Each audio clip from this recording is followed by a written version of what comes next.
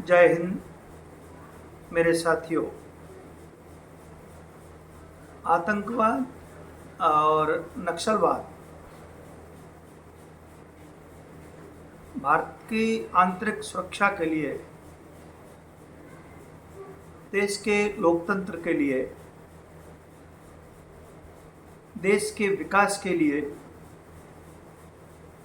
दोनों ही बहुत ही घातक हैं, दोनों ही बहुत ही हानिकारक हैं। सरकार ने जिस तरह से आतंकवाद पर नकेल कसी है और आतंकवाद को कवर किया, उसको उस पर ज़बरदस्त अटैक किया है ऑपरेशन सिंदूर के माध्यम से, उसी प्रकार नक्सलवाद पर भी सरकार गंभीर दिखाई दे रही है।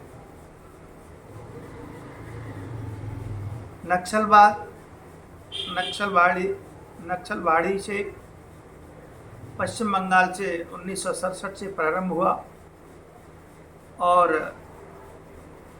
70 तक यह आगे बढ़ने लगा और 1975 में सरकार ने इस पर पाबंदी लगा दी। नक्सलवाद के प्रणेता, संस्थापक मजूमदार और कानू ने नक्सलवाद को आगे बढ़ाया और माओवाद से प्रेरणा लेकर के, चीनी माओवाद से प्रेरणा लेकर के वो भारत में नक्सलवाद की गतिविधियों को आगे बढ़ाया और 2010 आते आते देश के लगभग 175 जिलों में नक्सलवाद बड़े विस्तार से बढ़ा और नक्सलवाद की घटनाएं देश में ज़बरदस्त बढ़ने लगी।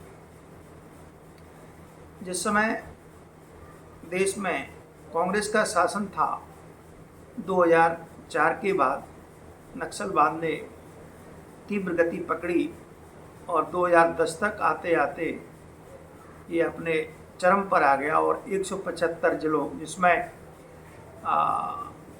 उड़ीसा, झारखंड, आंध्र, मध्य प्रदेश, छत्तीसगढ़, पश्चिम बंगाल, महाराष्ट्र, अनेक प्रदेशों के अनेक जिलों में इनके गढ़ बन गए थे।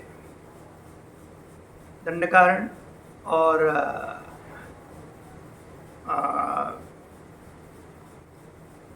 बीजापुर,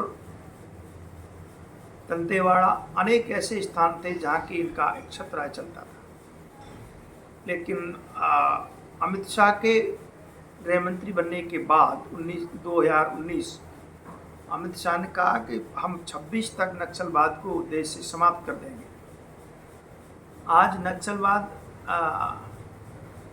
अपनी अंतिम सांस ले रहा है और नक्सलवाद की स्थिति आज बहुत ही कमज़ोर पड़ गई है।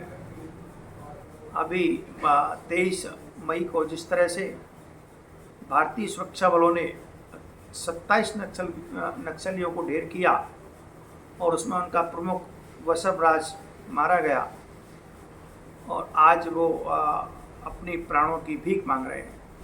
नक्सलवाद दो ही स्थितियों में शांत हो सकता है, या तो वो सामने लड़ने को तैयार हो जाए या फिर उनको समर्पण करना ही पड़ेगा। देव और सोनू अपनी गतिविधियों को लगातार बढ़ा रहे हैं। आतंकवाद, नक्सलवाद देश की लिए एक बहुत गंभीर समस्या है, गंभीर चुनौती है और नक्सलवाद को देश ने बहुत समय तक झेला है।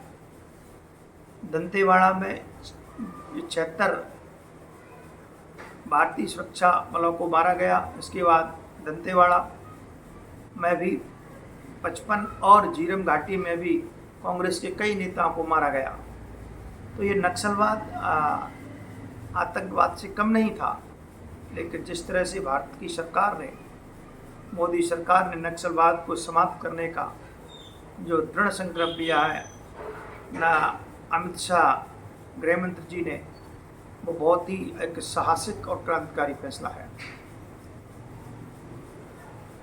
अनेक क्षेत्रों में नक्सलवाद ने विकास कार्यों को अवरुद्ध किया और कई सरकारी इमारतों पर कब्जा किया। ये आदिवासियों को, पिछड़े क्षेत्रों को, आदिवासियों का हमदर्दी बता करके उनको अपना ये कह करके हम आपके लिए जल जमीन जंगल के लिए लड़ रहे हैं और आपके हम हितैषी हैं, और उनको गुमराह करके अनेक आदिवासी संगठनों ने, आदिवासियों ने उनका बहुत सहयोग किया और बंदूक उठा करके नक्सलवाद का साथ दिया।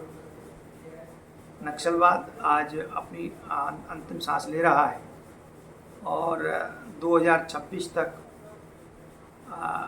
तो नहीं, मुझे लग रहा है 25 के समापन तक, दिसंबर तक, लगभग 25 तक ही नक्सलवाद पूरी तरह से समाप्त हो जाएगा।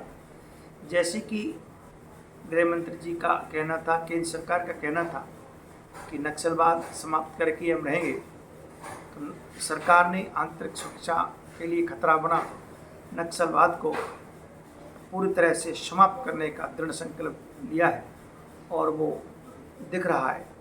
जैसा सरकार ने सोचा, गृह मंत्री ने सोचा कि हम नक्सलवाद को पूरे देश से, चाहे छत्तीसगढ़ हो, चाहे झारखंड हो, चाहे वो उड़ीसा हो, चाहे पश्चिम बंगाल हो, चाहे महाराष्ट्र हो, सभी क्षेत्रों से, सभी प्रदेशों से नक्सलवाद की जड़ को पूरी तरह से समाप्त किया जाएगा और नक्सलियों को देश की मुख्य धारा में शामिल करके, समाज की धारा में शामिल करके उनको मुख्य धारा से जोड़ा जाएगा और नक्सलवाद को हमेशा हमेशा के लिए देश से समाप्त कर दिया जाएगा। आज के विषय में इतना ही। कल किसी विषय को लेकर के आपके सामने उपस्थित होऊंगा। तब तक के लिए आप सभी को प्रणाम। जय हिंद, जय भारत।